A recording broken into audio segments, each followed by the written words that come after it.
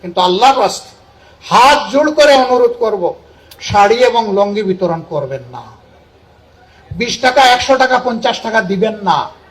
এ দিয়ে সে স্বাবলম্বী হবে না, জাকাতের মাকসুদ পূরণ হবে না, আল্লাহ রাসূল যে সুসংবাদ দিয়েছেন ওইটা বাস্তবায়ন হবে না। আমি যদি আমার নিচের দিকে যারা আছে, প্রতিবেশী যারা আছেন, রাস্তায় চলতে যাদেরকে দেখি, তাদের দিকে তাকাই, তাহলে দেখবো যে আল্লাহ তাদের তুলনায় আমাকে অনেক ভালো রেখেছেন। আলহামদুলিল্লাহ। শুকর আদায় করব মুখে, কালিমাত শুকর বলে আলহামদুলিল্লাহ, কিন্তু প্রকৃত শুকর আদায় হবে যদি দেখি আমার কোনো প্রতিবেশী কষ্টের মধ্যে আছে, তার খোঁজ নিয়ে তার কষ্ট দূর করা এবং সে কিভাবে সম্মানের সাথে খেয়ে বেঁচে চলতে পারে তার একটা ব্যবস্থা করে দেওয়া।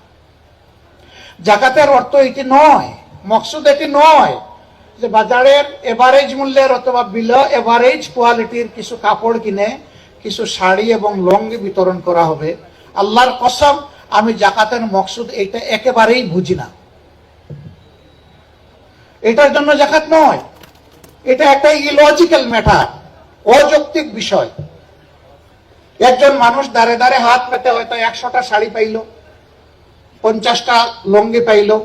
একজন মানুষের বছরে কয়টা শাড়ি কয়টা লঙ্গির দরকার পড়ে? 1টা বা 2টা, 3টা বা 4টা ম্যাক্সিমাম। তো বাকিগুলা কি করবে? সেই এ টাকাটা তো তার ছিল, আপনি তো তাকে জিজ্ঞেস করেন নাই লঙ্গি লাগবে না শাড়ি লাগবে না, তোমার প্রয়োজনটা কোন জায়গায়। হক তার, ডিসিশন নিলেন আপনি, এটাই তো একটা নাহক কাজ করলেন। আগে তো জানবেন যে ওই লোকটার সমস্যা কোথায়। আল্লাহর হাবিব বলেছেন, তোমরা জাকাত এমন ভাবে মানুষকে দাও যাতে ওই নিচের হাতটা আর দ্বিতীয়বার নিচের হাত না থাকে, পরবর্তী পর্যায়ে ওইটা যেন উপরের হাত হয়ে যায়। আল্লাহু আকবার। হযরত ওমর ইবনে খাত্তাব রাদিয়াল্লাহু তাআলা আনহুর সময় একবার এক ভদ্রলোক, তিনি জাকাতের মাল নিয়ে বন্টন করার জন্য ঘর থেকে বের হয়েছেন। দীর্ঘ সফরের পরেও তিনি এটা থেকে মুক্তি পাচ্ছেন না। রাষ্ট্র তাকে অ্যাডভাইস করেছিল, যাও তুমি ওই রকম কোন গরিব মানুষ দেখে তাকে দিয়ে দাও। তিনি দীর্ঘ দিন পথ মেড়ে সফর করে একটা গাছের নিচে সামান্য ছায়াতে আশ্রয় নিয়েছেন। ঘুম লেগে গেছে, জাকাতের অর্থের পুটলা তার মাথার নিচে বালিশ। তিনি উঠছেন, উঠে দেখেন যে একজন দুলামুলিন মানুষ, একেবারেই কাপড় চোপড় বয়লা, তিনিও এরকম একটা কিছুর উপরে মাথা দিয়ে ঘুমাচ্ছেন। তার মনটা খুশিতে উদ্বেলিত হয়ে উঠল যে আল্লাহ বোধহয় আমার জন্য এখন বোঝা হ্রাস করার সেই ফিরিস্তা পাঠিয়েছে। নিশ্চয়ই এই লোক অভাবী হবে, তার চেহারা থেকে বোঝা যাচ্ছে। তিনি বসে বসে পাহারা দিচ্ছেন। এই লোক যখন ঘুম ভেঙে উঠলো, গলায় জড়িয়ে ধরলেন, ভাই তুমি ফিরিস্তা আমার জন্য। ভাই বুঝলাম না, আপনিও ঘুমাইলেন, আমিও ঘুমাইলাম, আমিও মানুষ, আপনিও মানুষ, তো আপনার মতো আমি ফিরিস্তা না, আমিও তো মানুষ, ফিরিস্তা হইলাম কিভাবে?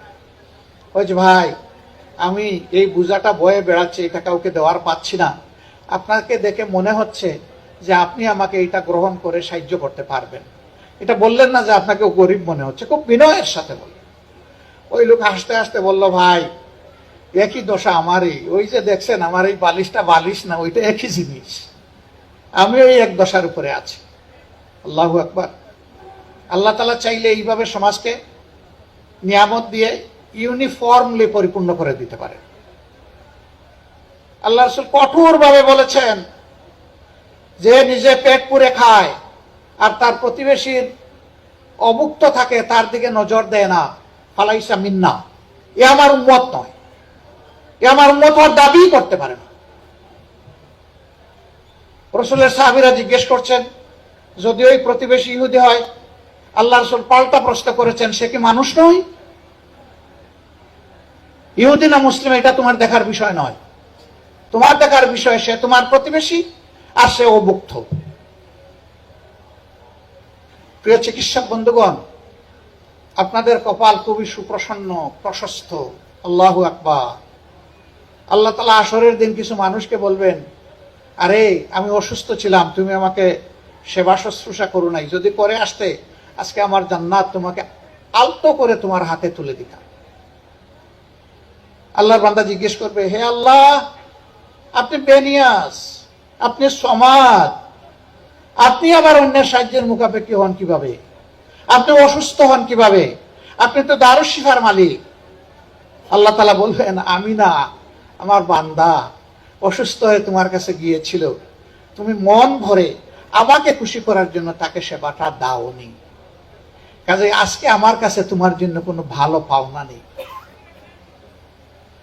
উল্টা দিকে যে দিবেন এইটাকে তার রিজেকের উসিলা মনে না করে আল্লাহর পক্ষ থেকে নেক আমলের একটা উপহার মনে করে যিনি কবুল করবেন এবং তার রোগীকে তিনি সেইভাবে কাউন্সিলিং করবেন, তাকে সময় দিবেন, তার জন্য দোয়া করবেন, তাকে উপযুক্ত চিকিৎসা দেবেন এবং সে যদি স্বাবলম্বী না হয় কিছু সহযোগিতা করেও পাঠাবেন। আজকের এই মজলিসে আমার বিশ্বাস আমাদের ইদ্রিস ভাই যদি সুস্থ থাকতেন তিনি উপস্থিত থাকতেন। তিনি এখন জীবিত কিন্তু পড়ে আছেন বিছানায়। তার চেম্বারের উপরে লেখা ছিল তিনি যেদিকে বসা তার পিঠের দিকে। আপনি যদি সচ্ছল না হন লজ্জা করবেন না, আমাকে ইঙ্গিতে বলুন, ইশারা দিন, আপনাকে ফি দিতে হবে না। অনেকে সেই রকম ইশারা করত, তিনি জেনে নিতেন যে এখন ফেরত যাওয়ার ভাড়া আছে কিনা, ঔষধ কিনতে পারবে কিনা। আলহামদুলিল্লাহ তিনি সাপোর্টটা দিতেন।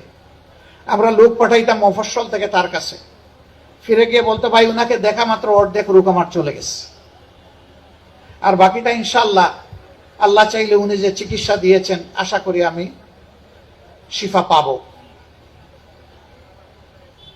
তিনি তো ফকির হয়ে যাননি, তিনি তো আলহামদুলিল্লাহ সচ্ছল ছিলেন, খুবই সচ্ছল ছিলেন। আল্লাহ তাআলা এইভাবেই রিজেকে বারাকা দিয়ে দেন। যাকাতের এই টাকা বিভিন্ন সংস্থা গ্রহণ করে, যেহেতু আমাদের দেশে ইসলামী সরকার নেই, ইসলামী সরকার না থাকার কারণে জাকাতের টাকা অন্তত মানুষ সরকারকে দিতে চায় না, যে তার এই টাকাটা জাকাতের নির্ধারিত 8টা খাতে ব্যয় হওয়ার গ্যারান্টি থাকবে কিনা এই ভয়ে দেয় না। অন্যান্য সংস্থাগুলা নেয়, আমরা যে সংগঠনটা করি আমাদেরকেও যারা দেন তাদের এই আমানত আমরাও গ্রহণ করি, তবে আমরা কারো উপর ইনফ্লুয়েন্স খাটাই না, জোর করি না।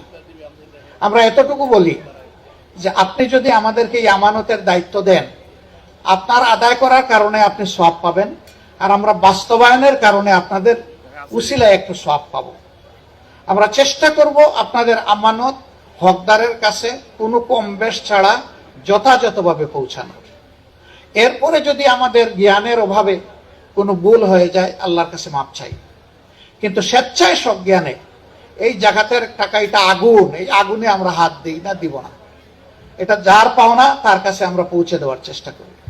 আর আমাদের পদ্ধতিটাই হচ্ছে যে ওই পদ্ধতি যেটা আল্লাহর রাসূল বলেছেন, যাকে একবার জীবনে দিবা তার জন্য দ্বিতীয়বার আর কারো কাছে হাত পাততে না হয়, এমন ভাবে তাকে একটা কিছু করে দাও।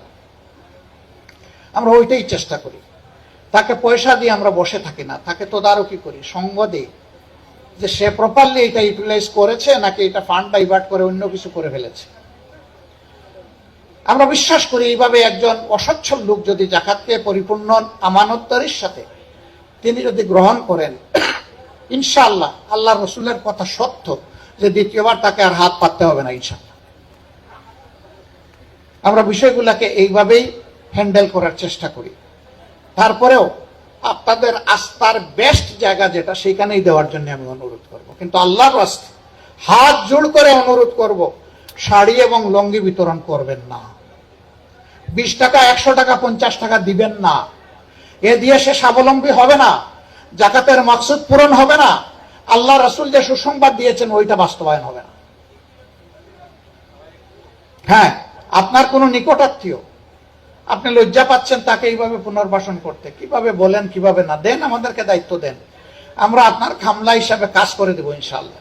তদারকিও করব, সব কিছু করব।